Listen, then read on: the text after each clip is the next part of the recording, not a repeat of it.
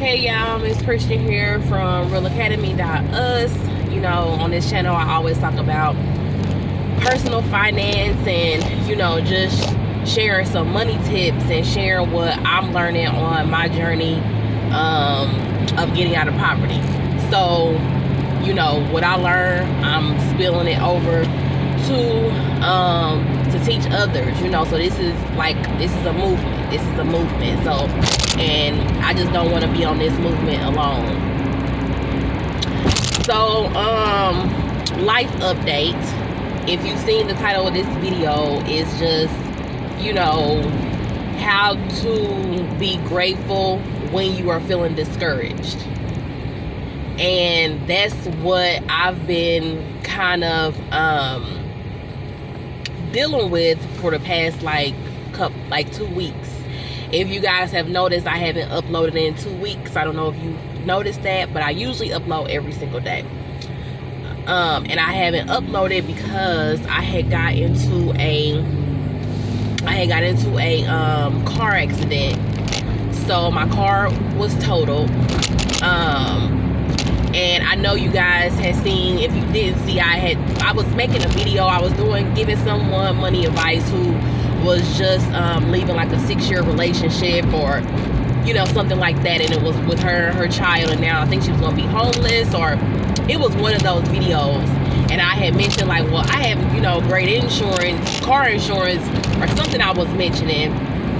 And no, it wasn't that video. It was another video of somebody like listing out what they pay. And I'm like, well, I have great car insurance and I don't really pay that, and everybody I know like don't pay that, and they have good car insurance. So I know if anything happened, knock on wood, like that, I'll at least be able to get a new car.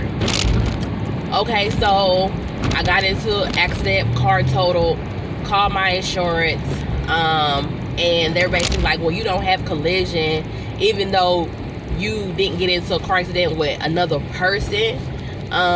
You don't have collision on your insurance. So this is just full transparency, because I just believe social media don't be transparent, enough. So, maybe that's for a reason, because I know you do have to protect yourself of what you say on social media, because everybody is not, rooting for you, and some people are quick to judge and they quick to throw stones in a glass house. And so I definitely understand that. So they had told me that I didn't have full coverage car insurance. That basically if I would have got into an accident with someone else, like it would have been completely taken care of. Like their car would have been completely taken care of, while my car wouldn't. And I'm like, well, I pay like over $100 something a month and I don't have collision. Like, I don't understand that. And she's like, yeah, there's no collision on here. Like, you got property on here. So if like somebody busted out your windows and like stole something out your car, like we will replace the items that were stolen. And, all of this stuff, she basically saying what I have, but I don't have collision. So, and there was nothing else basically that they could do for it. So, me being a single mom of 4, like I don't have help. Like I don't have anybody who I can call, because everybody's going through everything. It's like when you're trying to get out of poverty, because you never was taught financial literacy. You definitely was not taught financial literacy from your family either, from your mom or dad, either. So like they're struggling, or they have bad money management issues. They've never, experienced financial freedom. Like they still trying to make a way for themselves, even being older. So it's like, even now, it's like I'm doing something completely different from what they were doing, what they did, what they are doing, and learning on my own, and teaching others what's working for me, allowing me to see the light at the end of the tunnel. So this is just like a chit chat, like I said. Like this is just me giving a life update. So it's probably gonna be some rambling in here. I'll try to keep it short and won't make this video too long. But So I have went, so like I said, I'm out without a car, and now I don't have anybody to call on to go to the grocery store, to go to the grocery store, to take my children to daycare, to nothing, you know. And it's like, I think of like when people call me up, hey, you got $10 for gas money, or you got $10, I need something, or you know, they say they need something, you got $20, I need this thing, like right now, dang, I don't have nothing, I need it right now. And it's like, okay, cool, I cash app you or whatever, you know, no matter what, like no matter who it is, or cool, I'll bring the money over or whatever. It just be I owe you. And then it's like, but when the stuff that I need to operate in my household, my car is gone, it's like I can't call on none of these people to help me, you know, with money to get a new car, to if they got a car, to help me with the transportation. So now it's like I'm just out and I'm having to fend, you know, for myself and for my children. So my toddlers, they had actually ended up getting sick, like from daycare or something. They ended up getting a cold, so they ended up getting my kindergartner, they ended up getting him sick too. So like for a whole week, they didn't go to school. So I didn't have a vehicle and they didn't go to school or daycare. So now it's like, okay, it's definitely hard to record. It's definitely hard to get, you know, tell you guys anything, or just talk clearly, you know, because if they hear me talking, it's like the excitement comes. So it's like they're going to be everywhere. It's going to be loud. It's not going to be an enjoyable video. So I definitely wouldn't, you know, do that for y'all to keep on hearing me have to tell them to, okay, 1 second, or here come the, you know, or introduce them on camera and all that stuff, because like I'm really, you know, don't want my kids like on social media like that. On social media like that, especially like while I'm in my building process, because I don't want, you know, somebody to say something about my kids, or somebody to say something about, you know, anything as far as my situation while I have kids, because then, like, you know, people don't have filter. People don't have a cutoff of like what they should say and what they shouldn't say. So to have the wisdom, to have the godly wisdom, I'm just not gonna put my kids on the forefront, because like I don't have time for nobody feeling like that's an invite for them to ask about my children, like just even put them in the loop of my business, my video, my YouTube, any of that. So long story short, I got a car. I got a little hoopty. So I got a 2001, and I end up, cause I was trying to get I was gonna get a newer car. And they like, okay, well, you self-employed, you know, so you don't have like a W-2, you on self-employment, so it worked different. And it's just like none of the car lots here were like business, like beginner business or business friendly, you know, car places.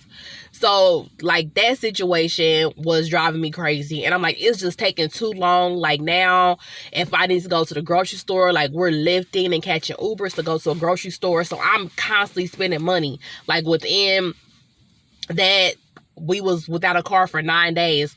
Without a car for 9 days, I spent like almost $200 lifting, you know, places that I needed to go, like business that I needed to handle.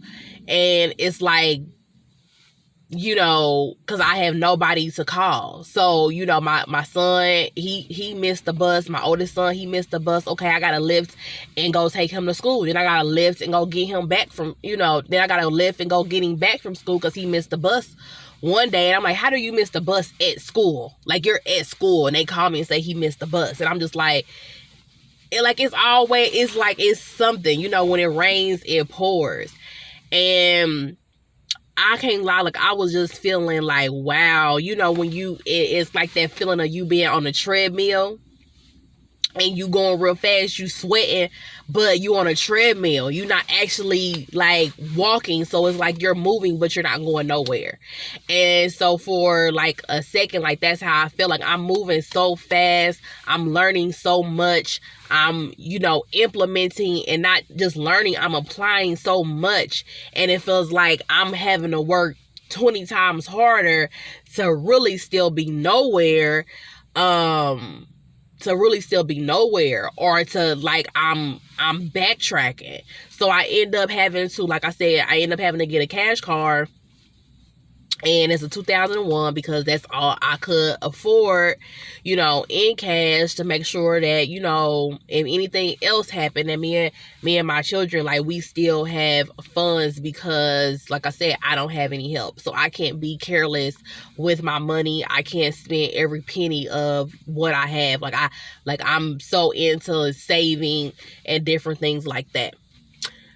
So I feel discouraged on that, because it's like, wow, I want to be grateful because it's people out here who's walking. Like, I'm grateful that I got the money into my account, because it's people out here that don't have the money into their account. They don't have the money to lift, even if they want to, and they don't have any help, and they're walking. Like, I remember walking and being on a bus stop, you know, and on a bus with me and my kids, when my kids was like in strollers and car seats. I'm walking with a stroller, a car seat, like all of that, putting a stroller on top of the car seat, and walking to the bus stop with my other child able to walk. So like, and he got a book bag on, I got a book bag on, because, you know, we got stuff that we might need. The kids gonna need formula, all that stuff, so it has to go in the book bag. Gotta carry Pampers and baby wipes and all of that. So it's like, I remember those moments, so that made me feel grateful for the little that I do have.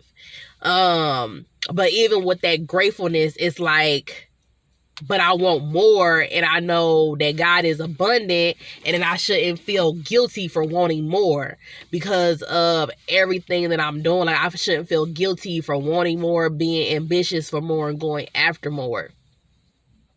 So that's like where I'm at in the stage of my life for today. So just a life update. So also, if you guys can see,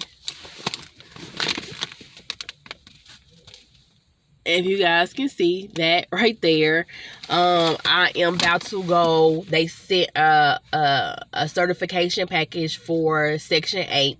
If you guys don't know what Section 8 is, that's where the government pays your rent or a portion of your rent depending on your income. And then once you make a certain amount over, depending on your household size, then of course you don't get that government assistance anymore. So for everybody who has followed me, you know, and just listen to my videos, you know that I'm on a journey to becoming self-sufficient. So within that journey is, I don't want to be on food stamps. I don't want to be on Section 8. I don't want to be on Medicaid. Like, I don't want to be on any of this stuff. But I'm wise, and I have the wisdom to know that I'm not going to put my pride so far up that I jeopardize the quality of life for my children, you know, and to be struggling with them because my pride won't let me take help when it's needed. So, because I have a very difficult time with, you know, asking for help, taking help, and all of that. So when that came into the mail, Friday. They came into the mail Thursday. It came into the mail Thursday, and I was like, wow, I don't even have a car. Like, all of this stuff, you know, happened, you know, and I don't even have a vehicle. And I'm like, so nobody's even taking me anywhere. So after I'm going to either have to catch the bus with the kids or Lyft, but then that's gonna be, you know, more money. That's gonna be like $50 or $60 just for that trip, to go to that trip and back home, because it's like that money adds up. One trip there and back, around trip, like you're gonna spend $20-$30 just for one trip. So I was like, wow, that came in the mail. So that let me know that I still don't make enough to be kicked off of Section 8.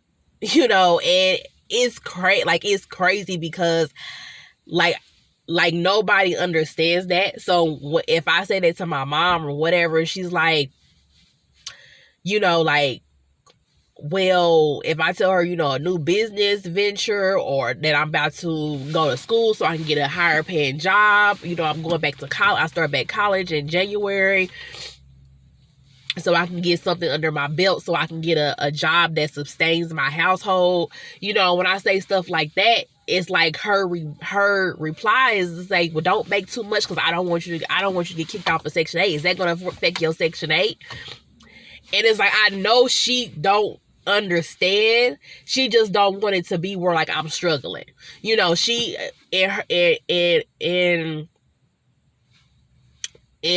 coming to defense for her, I know is because it's like she's just trying to live. She's just trying to live on the little that she has. So if I get kicked off of something and I get put in a situation where now I'm getting kicked off of everything, but my income ain't high enough, okay, she doesn't even have the means to, give me a place to stay. She doesn't have the means to help me with finances to get a place to stay, and all of that. So it's like her also being cautious to protect herself and her wallet and her, stress point, because she wouldn't be able to carry the burden, and she know that will be a huge stressor for me. But so I would say I would think that's kind of her mindset. Like, I know that's her mindset. And it's like, but she don't really grasp the fact that my mindset is, I'm trying to be completely self-sufficient. And with that, I'm trying to make sure that my kids are not impoverished for the rest of their life. I'm trying to make sure they see more, and I'm trying to make sure that if the decisions they make in their life cause them to be homeless, on government assistance, whatever the choices they made cause them to not be financially stable, then that will be the choices they made. But it wouldn't be nothing that I'm passing down. I won't be passing down poverty to my children. So it's like I don't think she understands the magnitude that when I say I got that letter and I knew that I had to, figure out something. So, I had to figure out something. So on Monday, I end up getting this car, and I'm like, I gotta figure out something. So I end up getting this car on Monday, and so now I'm headed to go to, like I said, Section 8 and drop off this paperwork so that I can, get certified, get my recertification for Section 8 for another year. So with that, it's just really like put me on game mode. Like, it just put me on, like, I'm like, it's go time. It's go time. Like, this is the last year. In Jesus' name, this is the last year. And all of that feeling discouraged, it's not really discouragement now. It's more so, like, I'm not at ease right now. It's a very uncomfortable feeling, like, in my gut. So as of right now, I'm going to keep this uncomfortable feeling in my gut, because this is what's about to push me to do all what I need to do this year. So I have so much planned to do this year, because this is 2022 is coming up, and in 2022 it's going to be the best financial year of my life. 2022, I'm going to have such a alter ego, such a work ethic, such a drive that people are going to be telling me, you need to slow down. You don't work too hard. I want to be working from sun up to sundown. I want to get up before the sun get up, and I want to go to bed and go to bed when the sun is coming probably back up. Like, I just want to work up. I like not even sun up to sundown, because right now it's winter and I'm in the Midwest, and the sun go down at Like by 4 o'clock, the sun is going down. By 5:30, it's already pitch black dark. So I'm not gonna say when it get dark the sun down, because I'm going to be working through that time to the crickets and everything is chirping. And like that's just how I feel. And I had to give myself grace, and I had to tell myself that it's okay to be uncomfortable, because you know the works of God and you know how abundant He is. So with that abundance, you know that you are not reaping all of that abundance. And you are also grateful for the season that He put you in, and the lessons that you have learned and the strength that you have gained. Because I know 2022, I'm going to have to say no to a lot of stuff and a lot of people. Like I can't feel guilty. Like, I can't feel guilty. I can't be available. And it's like, that's going to have to be okay. Because right now, my availability, me keeping myself available, is keeping myself at risk for if something happens financially, unforeseen occurrence financially happens. I don't have anybody. I have 4 kids that I have to be responsible for. So at this point, it's only going to be the focus of my household, me and my children, because I'm a single mom. So me and my children are going to be my focus. So I won't keep you guys too long, because like I said, I have to go here, and then I have to, hurry up from here so I can make sure I go pick up my kids from school. But I had wanted to, just come on here, be transparent, give a life update, and the life update just happened over the last 2 weeks, and it's like so much happened over the past 2 weeks, but it definitely put me in an uncomfortable state. And I know when I'm in this state that great things usually happen, and I usually do what I'm saying I'm going to do, and all of that procrastination or fear that I might have, or even that validation. Like when I'm in this uncomfortable state, I don't need to call my mom or my dad to get their approval, to get they like, oh yeah, that's a good idea. Oh yeah, you should do that. Like when I'm in this state, I don't need to hear like, that, yeah, you're doing a great job or whatever to be able to do it. When I'm in this state, I don't need nobody to like I said, give that validation. I'm just going to do it. I'm just going to do it because whether they validate it or not, if something happens, like I said, financially, they can't help me with that. Like they can't do it for me.